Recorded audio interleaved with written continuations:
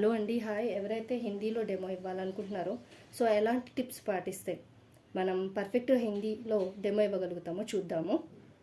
First వచ్చేసి confident అండి. కాన్ఫిడెంట్గా మనం ఎప్పుడైతే ఇవ్వగలుగుతామో ఖచ్చితంగా అది అవతల వాళ్ళకి చాలా బాగా రీచ్ అవుతుంది. మనలో ఎప్పుడైతే భయం ఉంటుందో ఆటోమేటిక్గా అది మనం చెప్పే సబ్జెక్ట్లో అక్కడ డెమోలో అది కనబడుతూ ఉంటుంది. సో మన బాడీ లాంగ్వేజ్లో కూడా కనబడుతుంది. సో అది కనబడకుండా ఉండాలంటే చాలా కాన్ఫిడెంట్గా మనం అక్కడికి వెళ్ళి వాళ్ళ ముందు నిలబడినప్పుడు కూడా మన బాడీ లాంగ్వేజ్, మన కాన్ఫిడెంట్ రెండు చాలా బాగా మనం మెయింటైన్ చేసుకోవాలండి ఖచ్చితంగానే. సో అది ఫస్ట్ మెయిన్ ఇంపార్టెంట్ థింగ్ అనమాట. నెక్స్ట్ వచ్చేసి చూస్ చేసుకునే లెసన్. సో ఎలాంటి లెసన్ మనం చూస్ చేసుకున్నాము, మంచి ఇంప్రెషన్ కొట్టాలి, మంచిగా ఉండాలి అని హార్డ్గా ఉండే లెసన్స్ని తీసుకోకుండా కొంచెం ఈజీగా మీరు ఇంతకుముందు బాగా ప్రిపేర్ అయ్యింది, మీరు కాన్ఫిడెంట్గా పిల్లలు ఎప్పుడైనా ఇంతకుముందు మీరు వేరే ఎక్కడైనా టీచింగ్ చేస్తుంటే మేడం ఇది చాలా బాగా మాకు అర్థమైందని పిల్లలు చెప్పుంటే అలాంటివి మీకు, సో అలాంటి లెసన్స్ని మీరు చూస్ చేసుకోండి, మీకు చాలా బాగుంటుంది.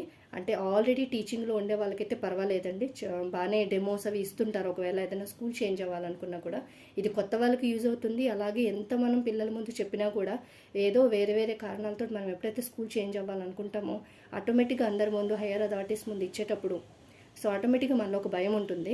సో వాళ్ళకి అలాంటి వాళ్ళకి హెల్ప్ఫుల్గా ఉంటుందని నేను ఇది చెప్పడం జరుగుతుంది.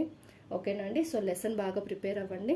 దాంట్లో హార్డ్ వర్డ్స్, దాని మీనింగ్స్ ఏంటి అనేది బాగా నేర్చుకోండి. పిల్లలు ఎలాగైతే ఎగ్జామ్స్కి ఎలాగైతే చదువుకుంటారో సేమ్ మీరు కూడా అలాగే లెసన్ని బాగా చదువుకోండి. దాని ప్రతి ఎవ్రీ వర్డ్ మీనింగ్ ఏంటో అనేది చూసుకోండి, ప్రతి వర్డ్ది కూడాని.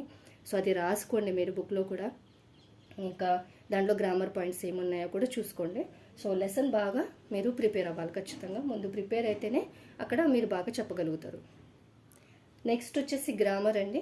సో గ్రామర్లో కూడా సేమ్ లెసన్ లాగానే బాగా హార్డ్గా ఉండే టాపిక్స్ లైక్ సమాస్, సంధి అలాంటివి కాకుండా మీరు కొంచెం ఈజీగా ఉండేవి అంటే సంజ్ఞ, సర్వనామం కానీ, విశేషణ్, క్రియా విశేషణం, ఉపసర్గ, ప్రత్యయ్, వచన్ ఇలాంటివి ఈజీగా ఉంటాయి. సో ఈజీగా ఉండే టాపిక్స్ తీసుకోండి. కొద్దిగానైనా పర్వాలేదు గ్రామర్, కానీ పర్ఫెక్ట్గా చెప్పగలగాలి. సో బాగా ప్రిపేర్ అయ్యి రాసుకుని వెళ్ళండి. దాని ఎగ్జాంపుల్స్ ఇచ్చినప్పుడు అంటే గ్రామర్లో మనం ఎగ్జాంపుల్స్ ద్వారానే పిల్లలకి చెప్తుంటాము, ఉదాహరణల ద్వారా చెప్తుంటాము. సో అవి ఆ ఎగ్జాంపుల్స్ కూడా బాగా ప్రిపేర్ ఇవ్వాలనుకుంటున్నారు అక్కడే ముందే రాసుకుని చదువుకుని ప్రిపేర్ అయ్యి వెళ్ళండి. అక్కడికి వెళ్ళిన తర్వాత సడన్గా చాలామంది సగం మామూలుగా చదువుకుని అక్కడికి వెళ్ళాక ఏదో ఒకటి ఇద్దాంలా అని అనుకుంటారు. అలా కాకుండా ముందే మీరు రాసుకుని చదువుకుని వెళ్ళండి పర్ఫెక్ట్గానే. సో మళ్ళీ లెసన్లో కూడా ఏదైనా మీనింగ్స్ ఉన్నాయి, వచనం ఉందా, లింగ్ ఉందా, ఏమైనా ఉంటే దాన్ని కూడా మీరు ఎక్స్ప్లెయిన్ చేయాల్సి ఉంటుంది ఖచ్చితంగా. అది 1 పేజ్లో ఉన్నా పర్వాలేదు మీరు చెప్పే దాంట్లో, లేదంటే 1 పారాగ్రాఫ్లోనైనా సరే. సో అది ఒకటి చూసుకోవాలి మీరు. నెక్స్ట్ వచ్చేసి కంటెంట్ ఫ్లో. ఆటోమేటిక్ ఎప్పుడైతే లెసన్ బాగా ప్రిపేర్ అవుతారో, గ్రామర్ బాగా ప్రిపేర్ అవుతుందో కంటెంట్ ఫ్లో అనేది వచ్చేస్తుంది. అంటే మీరు లెసన్ ఎక్స్ప్లెయిన్ చేసే ముందు ఎక్కడ కూడా స్టక్ అవ్వకుండా మీరు చాలా బాగా ఎక్స్ప్లెయిన్ చేయగలుగుతారు పిల్లలకి. గ్రామర్ కూడా అంతే సేమ్. అది మీరు సరిగ్గా ప్రిపేర్ అవ్వకపోతే ఎక్కడో చోట ఆగి మీరు ఆలోచించో లేకపోతే గుర్తు తెచ్చుకుని చెప్తున్నారు అన్నట్టుగా ఫీలింగ్ వస్తుంది. సో అలా కాకుండా మీరు బాగా లెసన్ గ్రామర్ బాగా ప్రిపేర్ అయితే ఆటోమేటిక్గా ఫ్లో అనేది మీకు వచ్చేస్తుంది.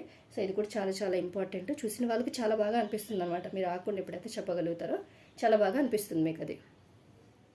నెక్స్ట్ వచ్చేసి హ్యాండ్ రైటింగ్, బోర్డ్ వర్క్. మీ హ్యాండ్ రైటింగ్ చాలా చాలా బాగుండాలి. మీరు ప్రాక్టీస్ చేసుకుని వెళ్ళండి, లేదంటే ఆ లెసన్లో ఉండే వర్డ్స్ అయినా సరే ప్రాక్టీస్ చేసుకుని వెళ్ళండి మీరు. సో అక్కడికి వెళ్ళిన తర్వాత హ్యాండ్ రైటింగ్ పర్టికులర్గా చూస్తారు, హ్యాండ్ రైటింగ్ ఎలా ఉంది బోర్డు మీద అనేది. మీకు ఇంట్లో ఏదైనా బోర్డు ఉంటే ప్రాక్టీస్ చేసుకుని వెళ్తే బెటర్.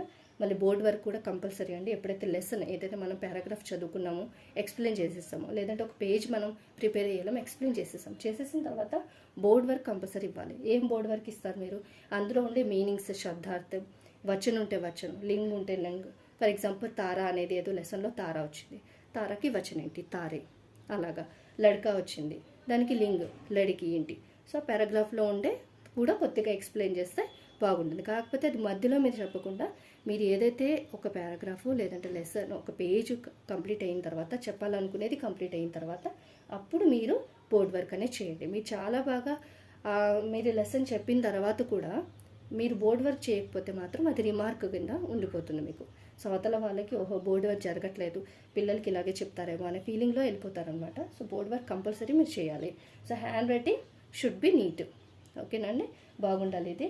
ఇంకా నెక్స్ట్ వచ్చేసి వర్డ్స్. సో మనం అక్కడ చెప్పేటప్పుడు మనం ఎలాంటి వర్డ్స్ యూజ్ చేస్తున్నాము అంటే చాలామంది చెప్పేటప్పుడు అంటే నేను విన్నాను, అప్నేకు మాలూమ్ హేనా బచ్చో అంటుంటారు. అంటే అప్నేకు అనేది ఒక లోకల్ లాంగ్వేజ్ కింద మనం ఎప్పుడైతే షాపింగ్ మాల్స్లో బయట రోడ్స్ మీద చూస్తుంటాం, వాళ్ళు అన్ఎడ్యుకేటెడ్ కాబట్టి అంత బాగా మాట్లాడలేకపోవచ్చు, కానీ మనం మాత్రం అలాంటి వర్డ్స్ యూజ్ చేయకూడదు. సో अपने అనేది రాదు, అప్పన్ అనేది రాదు ఎప్పుడు కూడా. హమే హమే పతా హై నా బచ్చో కి హమే క్యా కర్నా హై कैसे करना है, ఇలాంటి వర్డ్స్ పర్ఫెక్ట్గా మనం చెప్పగలగాలి. సో వర్డ్స్ మీద కూడా మీకు గ్రిప్ ఉండాలి, ఒక మంచి హిందీ. సో ఆల్టర్నేటివ్ వర్డ్స్ ఎలా యూజ్ చేయాలి, దీనికంటే అది బాగుంటుందేమో వర్డ్ యూజ్ చేస్తే. సో అలా ప్రిపేర్ అయ్యి వెళ్ళండి. సో నా వైపు నుంచి అయితే ఈ టిప్స్ అండి. సో ఈ టిప్స్ మీరు పాటిస్తే కనుక మ్యాక్సిమం బాగుంటుంది. సో ఐ థింక్ ఎవరో ఒకరికైనా ఈ డెమో టిప్స్ హెల్ప్ అవుతాయని అనుకుంటున్నాను. Thank you.